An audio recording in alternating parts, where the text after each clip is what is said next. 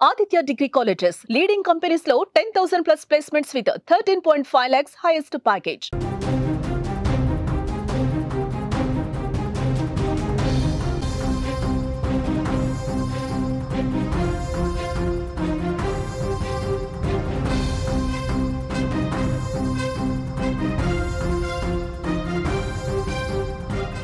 Breaking news Ram అమెరికాలోని Alaska తీరంలో భారీ భూకంపం సంభవించింది. రిక్టర్ స్కేల్పై 7.3 తీవ్రతగా గుర్తించారు.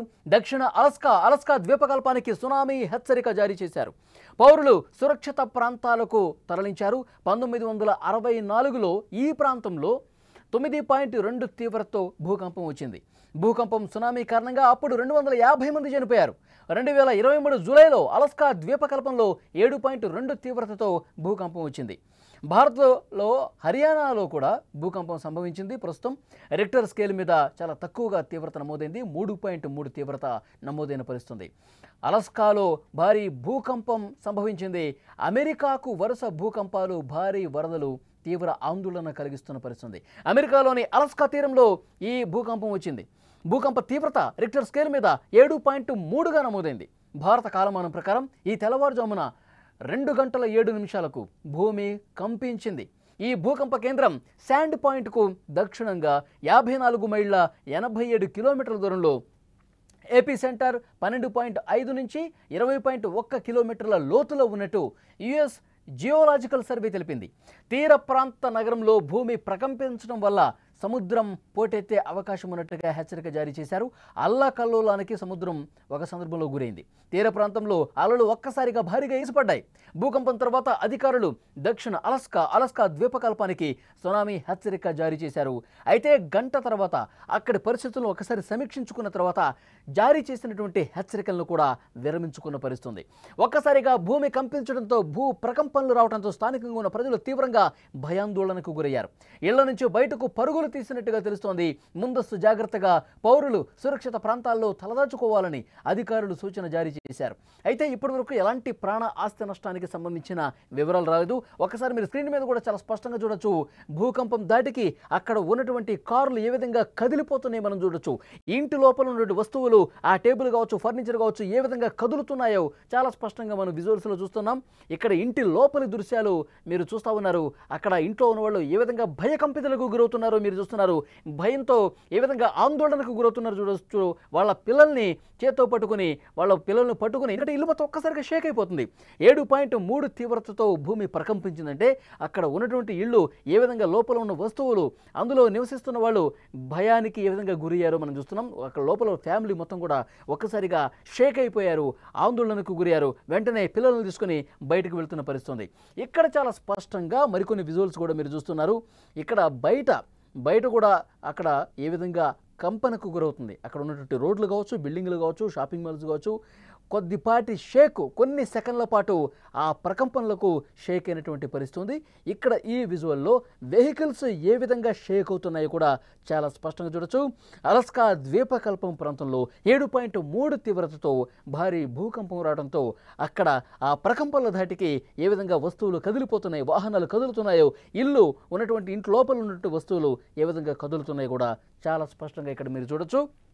భూకంపాలు తరచుగా వచ్చే పసిఫిక్ రింగ్ ఆఫ్ ఫైర్ ప్రాంతంలో అలస్కా ఉంది. 1964లో ఇదే ప్రాంతంలో 9.2 తీవ్రతతో భూకంపం వచ్చింది. ఇప్పుడు వచ్చింది 7.3.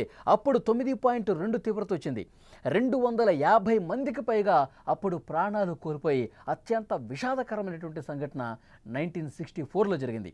ఈ మధ్యనే అమెరికాలోని టెక్సాస్లోని హిల్ కంట్రీలో గ్వాడలూప్ నది 45 నిమిషాల్లో 26 అడుగులు పెరిగి తీవ్రమైన వరదలు వచ్చిన పరిస్థితి కూడా ఉంది. దీని కారణంగా 134 మంది చనిపోయారు, 101 మంది గల్లంతయ్యారు. 2024లో హరికేన్ హెలెన్ అమెరికా ఆగ్నేయ రాష్ట్రాల్లో విధ్వంసాన్ని క్రియేట్ చేసింది.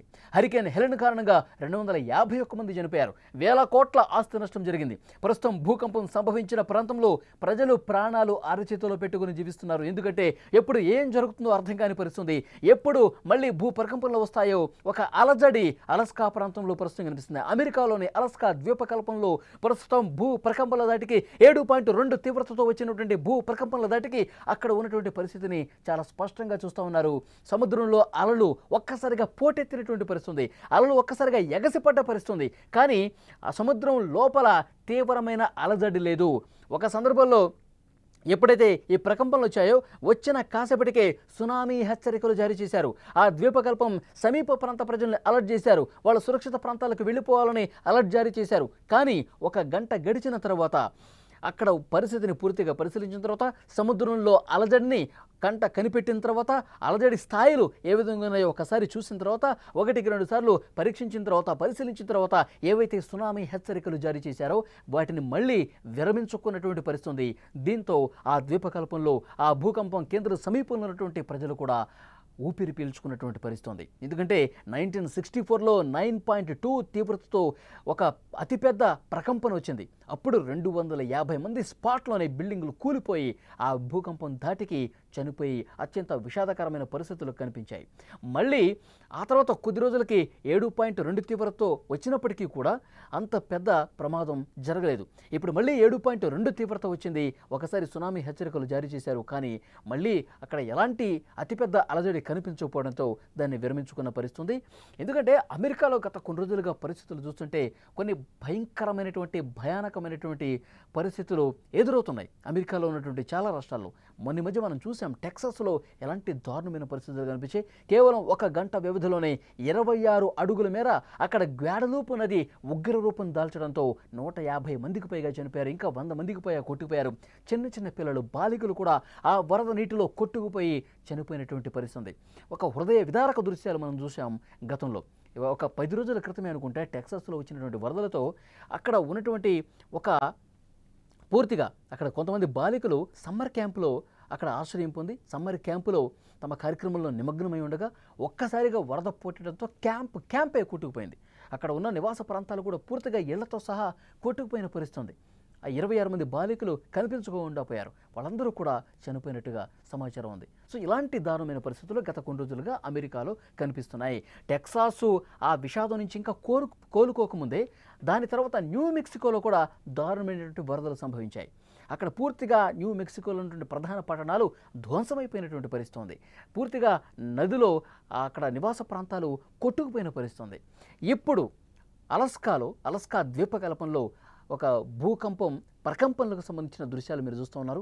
అక్కడ ఉన్న ఇళ్ళు కావచ్చు, బయట పెట్టినటువంటి వెహికల్స్ కావచ్చు, అక్కడ ఉన్నటువంటి ప్రజలు భయాందోళనతో ఒక్కసారిగా పరుగులు పెట్టారు. విజువల్లో మీరు చూస్తున్నారు.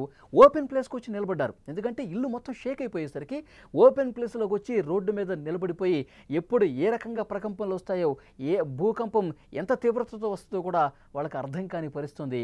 ఈ ప్రకంపనల తాటికి ఇళ్ళ బయటకు వచ్చేసి ఆ కాలనీలో ఉన్నటువంటి వాసులందరూ కూడా ఒక్కసారిగా రోడ్ల మీదకి వచ్చేసి, ఎందుకంటే ఒక్కసారిగా ఇల్లు షేక్ అయిపోయి పడిపోతే అందులోనే ఆ శిథిలాల కింద చిక్కుకుపోయి చనిపోయే ప్రమాదం ఉంటుందని కాబట్టి ఆ భయంతో, ఆ ఆందోళనతో రోడ్ల మీదకు వచ్చి వాళ్ళు పడిగాపులు పడుతున్నటువంటి దృశ్యాలు కూడా చాలా స్పష్టంగా విజువల్స్ మనకు కనిపిస్తోంది. అమెరికాకు వరుస భూకంపాలు, భారీ వరదలు తీవ్రంగా ఆందోళన కలిగిస్తున్నటువంటి పరిస్థితి ఉంది. అలస్కా తీరంలో భారీ భూకంపం దాటికి ప్రజలు ఏ విధంగా హడలెత్తి బయటకు వచ్చారు మీరు చూస్తున్నారు.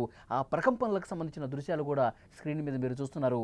అయితే సముద్రంలో అలజడి తీవ్రత అంతగా లేదు కాబట్టి సునామీ వచ్చే అవకాశం కూడా లేదని చెప్పి మళ్ళీ ఆ హెచ్చరికని ఉపసంహరించుకున్నటువంటి పరిస్థితి ఆ విజువల్స్ మీరు చూస్తూ ఉన్నారు.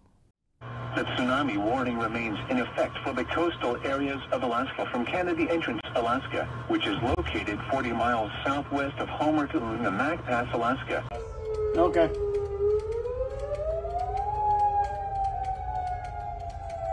Yeah, look at their Bolton too.